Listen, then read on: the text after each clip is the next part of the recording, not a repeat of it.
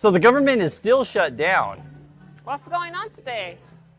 I guess we're not going to work. Yeah, everything's like misty like here. Yeah, and in fact, they're taking bets on how long the shutdown is going to be.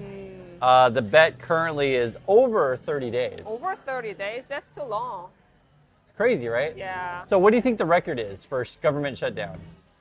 Even week is pretty long. Yeah, it is. Yeah. It is. So the record is actually, I think it's 35 days. 35 when? Under Trump. Before. Really? Yeah, so he's trying to best his record again. And the latest is the two sides aren't talking to each other. Yeah. And the Democratic leader, so his name is Hakeem Jeffries, he's like, you know, they asked him, why aren't you talking to the Republican leader? He says, because Donald Trump won't let him. Oh. It could be. Yeah, just like this, you cannot see anything. Yeah, yeah. So what does Donald Trump do? He actually runs to another country. So he's not even in the USA right now, doing Middle Eastern stuff. And anyway, let's just get into it. So we don't know the exact number, but it's like 4,000 people are being pushed out. Or total in the government? Yeah, well, that's total. That's not the total number. That's just like this week, I guess. This week. Yeah, yeah. So it's and that doesn't also include. There's a bunch of people who are like taking early retirement. Oh, I see. Because they can kind of see where things are going, and you know, I see many people in our community that work for the government, and they'll be like, "I'm just tired of messing with the Trump stuff," right? And probably there are some people that they kind of fired, but they're not signed yet, so they're not included in the number. Oh, right. That's a good point. So basically, if you got to fill out the paperwork, because oftentimes, you know, you're talking about retirement money and all kinds of things. You need the government to be functioning to do said paperwork. And if there's no one in the office, and the other problem is people don't have access to their emails and things. Oh. So like so for example, they send out an email saying that people are let go.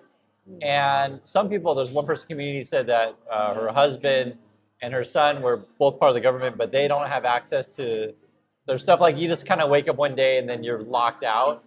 Yeah. You can't get in the building. You can't access your computer. Do you remember, actually, you know, my sister's story? You know? Oh, yeah. My sister, you know, used to work at the VOA. Right. The headquarters, her boss. Right. You know, they haven't go to office for a few months. But they haven't signed yet. Right.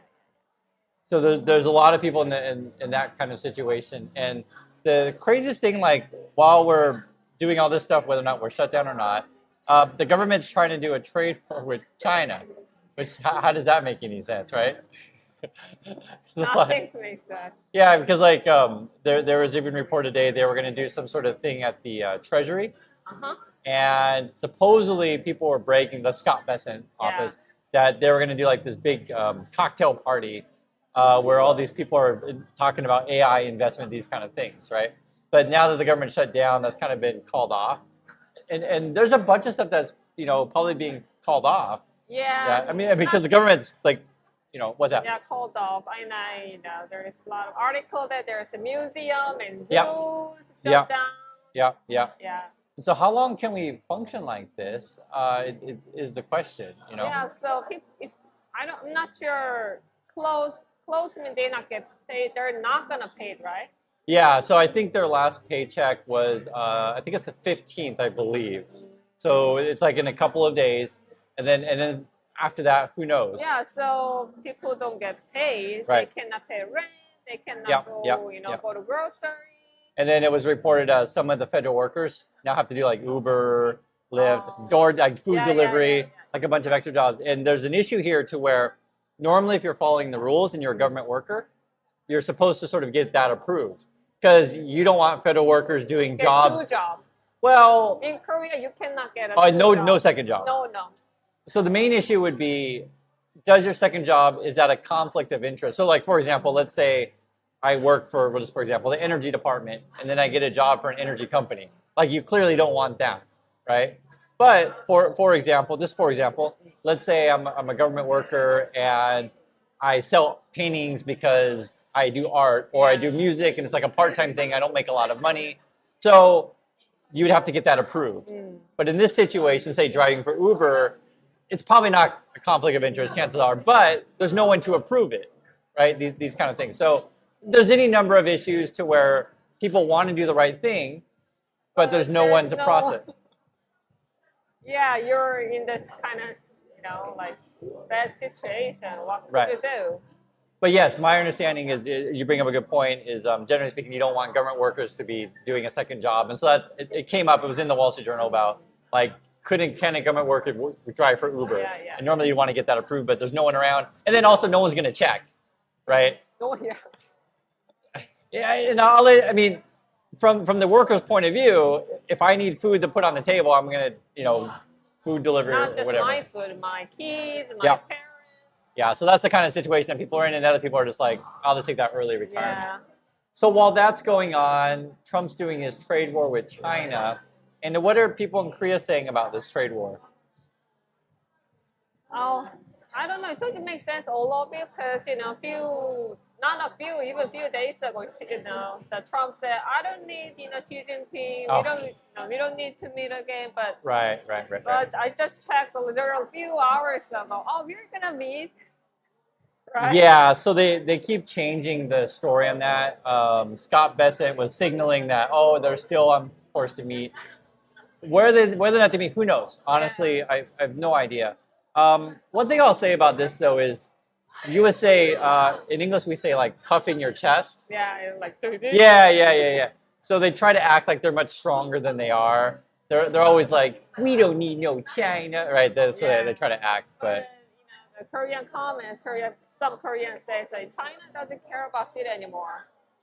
Because they think, they know that who's the leading right now. Right. So you bluffing your chest, whatever, you do what you do. Yeah. I don't care. And the big one is actually soybeans. So before, China would buy a lot of soybeans from the USA. At the moment, I guess China's level of soybeans, they're importing like record levels, and none of it is from the USA. No. So clearly, in that situation, it's not a winning argument for USA to say you have to buy our beans. China's like, no, we don't. So we say, you guys give Argentina money. Yep. Argentina, sells soybean to China. So we say 뒤통수 맞았다. What does that mean? Like hit the back. Who hit the back? Argentina. Oh, hit the back of USA's head, or hit the Argentina hit the USA back. Back of the head. Yeah. I don't know. What is the meaning of the back of the head? Because the USA, maybe try to help Argentina. Oh, okay. Yeah, So Argentina. When someone cheats you, you say hit the back of the head. Kind of. Yeah. Okay. Yeah, I mean, some people are guessing though that, and we'll never know for sure. I imagine that even though Trump says he's sending the money to Argentina, some way it'll find a way to get back into his pocket. I wouldn't be shocked on that. So then China's point of view, and then USA, they're trying to figure out how can we say push the buttons or play the cards to have more power in the other country. So here's something that the USA could do theoretically. They could block investment into Chinese companies. Yeah. So they've floated that a lot in the past. Yeah. So it's just for example. The past, right? Yeah. So just for example, like say an Alibaba or Neo, any number of Chinese companies, they could say, okay, you can't have access to our financial markets. The problem with that is there's so much money involved with this stuff. You're gonna even Wall Street's involved that, so they cannot block it. They've been threatening this stuff for years. So yeah, but they couldn't do it. No, I mean you can do whatever you want theoretically, but if they do that, China's gonna say, okay, you do. We are doing nothing. They're not gonna do that. They're gonna fight back. Right. Every sort of thing that USA tries, there's always a repercussion, right? So, for example, China could just say, hey, you can't sell U.S. products in China, right? They could do the same kind of stuff. I mean, both countries benefit when you can trade, right? Consumers benefit when you can trade. But what's really interesting, the stories are really different. In USA, if you watch American news, they just like to tell you that USA is number one all the time, and China has to buy American products. Is it funny? What's that? USA said you're the number one, but China said you're the number one. Right. And if you're in China, which is interesting to that, the whole Trump tariff thing is not like a big issue in the news anymore, I guess. Yeah, just the government, because the government controls the media. To be frank, and so they're not covering it. And the regular people aren't really talking about it that much. Nice. Now, certainly people will know about Yeah, said yeah. things, but I think in this kind of situation, it could change at any moment. And so, obviously, I think if the 100% does kick in, and Trump said November 1st, then you're going to talk about for sure. But at this stage, it's not like a major issue in the media, in Chinese media, at the moment. At the moment, because I think every day is at the moment, because Trump changes his Right. words. Right. Even like twice a day, right?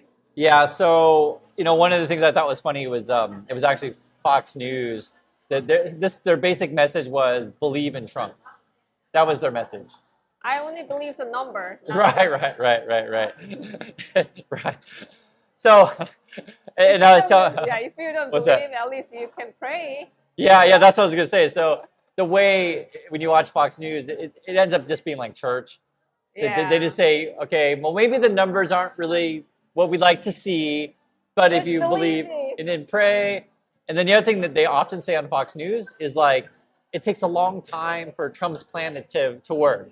So don't expect it tomorrow. Maybe next year it'll work. But it was so quickly, he ruined the country. Right. It was so Right. fast.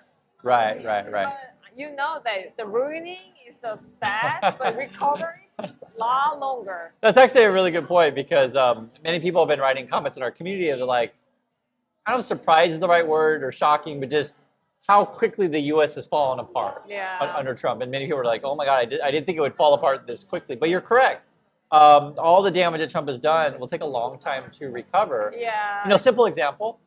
Let's say, for example, a company decides I'm going to fire a whole department because the business isn't there. What's that? You just mentioned that, they kind of want to fire CDC employees, Oh, right? yeah. So they just want people, get disease and die. Yeah. So I'll put it in the simplest terms, okay? The USA is heading towards like a route of, say, a developing world, like a Vietnam or India, these kind of places. And what's the basic structure of the people in those kind of countries, like India, Vietnam? Only like few top people has the money. Yeah, basically that's what it boils down to. So we're kind of going that direction. So it's not that Trump is purposely, pushing a button and all these people disappear. It's more like Trump pushes a button and then the programs that people need to survive no longer exist. And then people end up fighting for what's left. Yeah. That's basically what it boils down to. Another way to think about it is like, let's say we had a system in USA, because we actually do. We have plenty of food in USA. Sure. Like we actually. At least you can just eat the corn. Yeah, no, seriously. Yeah, you guys have plenty of corn. We actually pay farmers not to make too much. Yeah. Because if they make too much, then the price, completely crashes. But the point being is that if you create a system to where you just decide we're not going to make anything, then suddenly no one has anything except the people at the very top. So a good example would be education. Yeah. So if you cut public funding to education, then most of the people at the bottom won't have access to anything, education, and only the really, really wealthy can have access. And What's that? The wealthy people, they keep saying, you don't need the education, you don't need the education, just go to factory. Yeah. So education, healthcare, transportation, all these kind of things, that's the world that the USA wants, basically. And like I said, it's going back to like, what's that? That's what you guys have. Have? Yeah, the education, smart people, but you guys just kicking out everyone. Yeah, and this is a long conversation because a lot of people say that, they would like to leave the USA because it's, hopeless. I don't want to ever give that impression. I'll just say that's a direction that it's going. And if you put people like Trump in power, it'll continue to go in that direction. And this is where you need to be honest with people of like what's actually happening. Because to people who listen to Trump, they'll say, but Chris, Trump protects my guns and Trump protects me from trans people. And it's like, this is why you're uneducated, right? Gun doesn't pay you. Gun doesn't feed you. Yeah. So that's what's going on. I'd like to hear your thoughts. We appreciate your time. And we'll catch you all in the next video. So, bye.